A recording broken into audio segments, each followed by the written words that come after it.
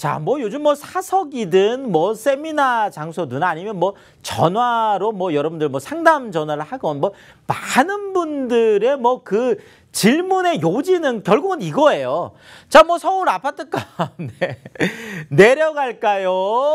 올라갈까요? 네, 바로 이 부분인데 참 이 부분을 쉽게 이야기할 수 있다 그러면 많은 분들이 궁금증을 갖고 있지 않겠죠. 자, 그만큼 지금 시장 자체가 어떤 그 상황을 하나로 판단하기 이제 어렵다는 상황일 텐데요. 지금 현재 시장을 한번 파악을 해보면 일단은 상승은 계속되고 있습니다. 네, 18주째 지금 상승은 되고 있지만 지금 뭐 최근 한 7주 정도는 거의 그렇죠. 한 0.01% 정도로 해서 계속 그냥 평평하게 가고 있다 보니까 뭐 그것을 굳이나 뭐 상승이다 아니다 이렇게 이제 논하기가 조금 이제 어려운 부분이죠.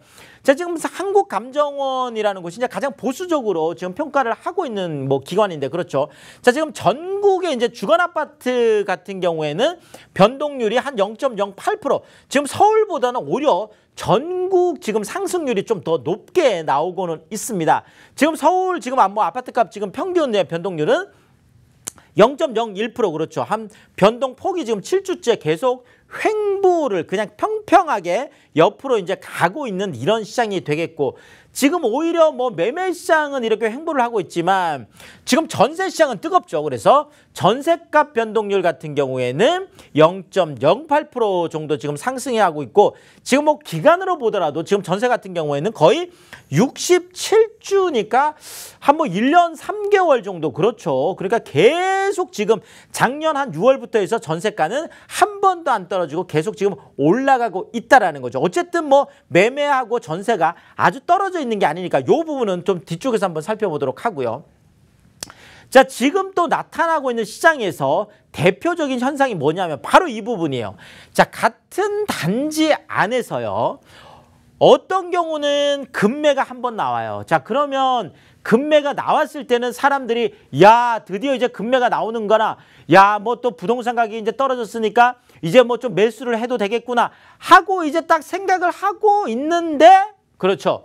또 얼마 있다가 가봤더니 신고가 그렇죠. 또 갑자기 직전 최고가보다 더 높은 가격으로 거래가 되는 자 이러다 보니까 급매와 신고가가 동시에 출현하는 그것도 같은 아파트 안에서 어떨 때는 급매, 어떨 때는 신고가 방향을 잡기가 어려운 거죠. 자, 그래서 방향이 없다. 방향성을 잃었다. 이렇게 많이 보는 거거든요.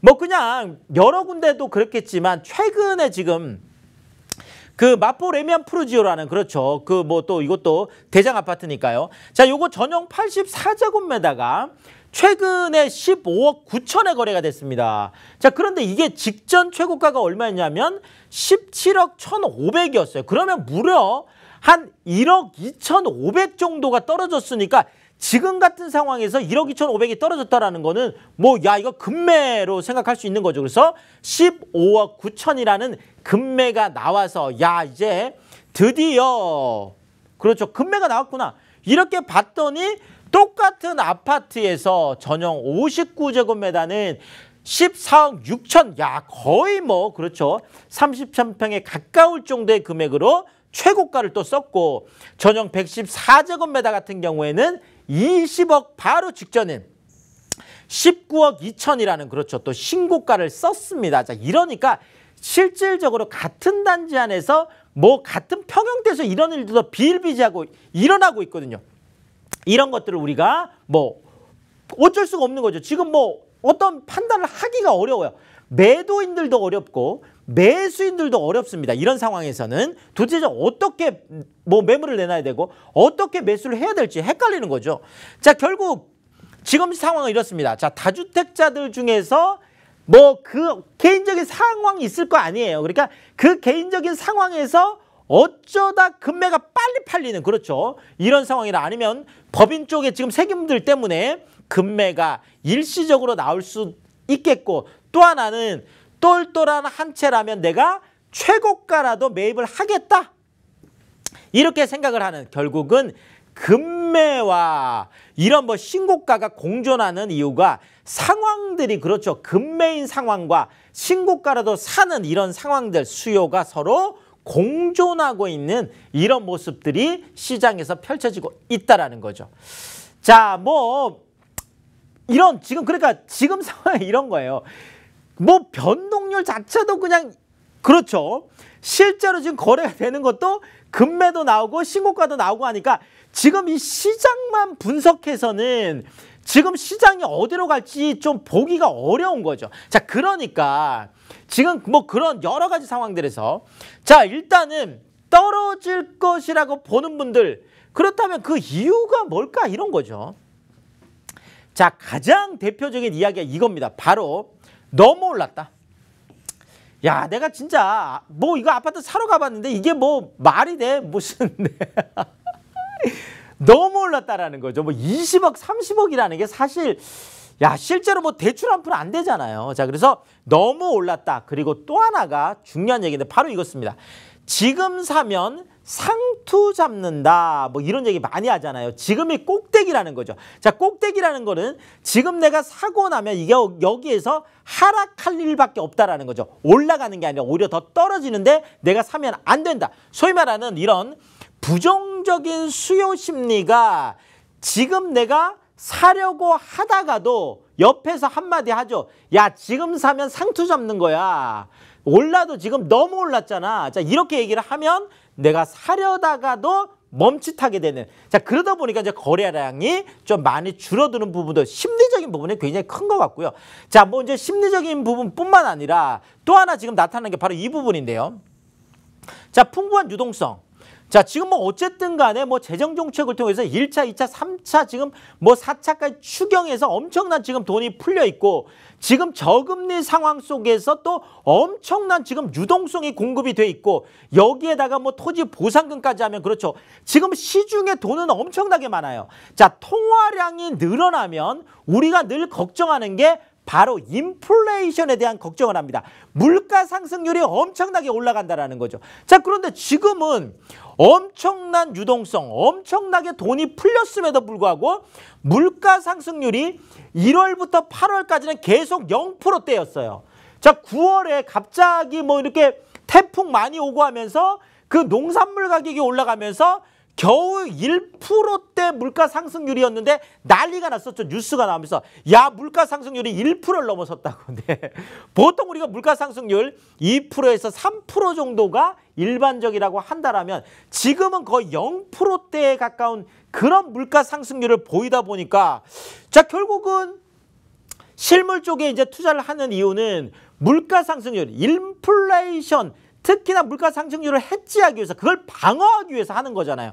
자, 그런데 돈은 많은데 물가 상승률은 안 올라가니까 아, 그렇다고 해서 집값이라고 올라가겠어? 요렇게 보는 부분이 되겠습니다. 자, 또 하나는 국내 실물 경기 그렇죠. 지금 코로나 사태 장기화되면서 그렇죠. 여기에다 지금 미중 갈등 같은 경우는 물론 이 부분도 미 대선이란 변수가 있지만 자, 이게 이제 어떻게 풀릴지도 보긴 봐야 되겠죠. 자, 어쨌든 선진 경제권까지 지금 전체적으로 지금 어려운 상황이기 때문에 뭐 이것이 결국 코로나가 끝난다라고 해도 이렇게 비관적으로 많은 보는 분들이 경제 회복이 이렇게 장기 침체, 이걸 보고 L자형 장기 침체라고 하거든요. 그러니까 떨어지다가 더 떨어지진 않겠지만 계속 길어지면서 뭐 회복보다는 침체 쪽으로 계속 갈 거다. 이렇게 좀 비관적으로 보는 분들이 떨어진다고 많이 보고 있는 것 같고요. 자, 올라간다고 보는 분들은 그 이유가 또 뭘까요? 자, 코로나 사태 어쨌든 간에 올 연말쯤에 뭐 백신이 나올 가능성이 높고 또 뭐 상반기 나온다고 하더라도 이것이 L자형 쪽으로 장기 침체가 가기는 어려울 거다. 지금 우리나라 같은 경우에는 U자형으로 그렇죠. U자형으로 이렇게 완만한 좀 지나면 그렇죠. 완전히 갑자기 확 올라가는 이런 그 비대칭 U자형 회복 가능성이 크기 때문에 빠르게 회복이 될 거다. 그렇다면 부동산 시장도 빠르게 회복되지 않겠냐. 자, 또 하나가 자, 시장이 회복이 되고 나서요. 지금 현재 민간택지 분양가 상한제 때문에 지금 서울에서 아파트 공급 절벽이 확인이 됐습니다. 지금 9월 달에 거의 사실상 분양 없었고 10월 달에 지금 분양 물량 사실상 지금 제로가 되고 있고요. 지금 뒤로 가면 갈수록 지금 민간택지 분양가 상한제 적용을 받는 아파트들이 신중하게 좀 기다리고 있으면서 지금 분양 자체가 없죠. 여기에다가 지금 착공 물량도 지금 떨어지고 있죠. 인허가 물량도 약 한 30% 정도 감소했죠. 여기에다가 입주 물량 같은 경우에도 올해 42,000세대가 내년에는 한 23,000세대가 되고 내후년에는 13,000세대밖에 되지 않습니다. 결국 물량이 없는 거예요. 그러니까 새 아파트는 새 아파트대로, 매물 잠김 때문에 기존 아파트는 기존 아파트대로 이렇게 물량이 없다 보니까 결국은 희소성이 계속 높아질 수밖에 없겠다. 그렇다면 뭐 가격이 올라갈 수밖에 없는 거 아니야? 이렇게 보고 있는 것 같습니다. 자, 여기에다 또 하나 큰 변수가 바로 이 부분인데요. 서울의 전세가율, 지금 매매 시장보다 전세 시장이 지금 뭐 1년 3개월 동안 계속 상승하는 것도 그렇지만 상승폭 자체도 지금 어마어마하게 상승을 하고 있습니다. 자, 그러니까 지금 2016년에 가장 높았을 때가 전세가율이 75%였어요. 그러니까 10억짜리 아파트를 2억 5천만 있으면 살 수 있는 게 불과 2016년이었거든요. 자, 그러니까 2016, 17, 18, 19 계속 올라갔던 게 바로 이 전세가율이 높으면서 갭 투자가 양호했기 때문에 그렇습니다. 그러니까 정부에서도 부동산 대책을 내놓으면서 계속 갭 투자를 못하게 하는 거였는데, 자, 지금 전세가보다 매매가가 훨씬 더 많이 올라갔기 때문에 지금 전세가가 이렇게 많이 올라가도 지금 현재 51개월 만에 처음으로 반등이 일어났습니다. 계속 전세가율이 떨어지다가 지금 53.6%에서 만약에 계속 전세가율이 이 상태로 올라가서 나중에 60%, 70%까지 올라간다라면 이것이 갭 투자 금액을 작게 해주면서 매수 심리를 자극할 가능성이 높다. 이런 부분을 많이 보고 있는 것 같습니다. 자, 결국 아파트값 떨어질까 올라갈까 어느 정도 결론을 얘기해 보면은요. 자, 부동산 규제 다주택자들에게 집중돼 있습니다. 그러다 보니까 이제는 똘똘한 한 채 쪽으로 집중할 수밖에 없는 게 더 가속화될 수밖에 없겠죠. 자, 여기에다가 코로나 사태를 겪으면서 버는 분들은 더 벌었어요. 자, 비대면 언택트 시장이 그렇죠. 자, 고용 양극화, 소득 양극화 이런 것들이 부동산 소비의 양극화를 가지고 오면서 소득이 많고 돈을 많이 버는 분들은 비싼 아파트도 신고가, 최고가를 주고 산다라는 거죠. 자, 결론적으로 이렇습니다. 자, 올라갈 곳은 더 올라갈 거예요. 자, 떨어질 곳은 더 떨어질 수밖에 없다라는 거죠. 자, 결국 올라가는 부동산에 우리가 투자를 해야 되겠죠. 왜냐하면 사람들은 이제 더 올라갈 것에 집중할 수밖에 없습니다. 그렇죠. 그런 것들이 시장에서 계속 나타날 수밖에 없겠다.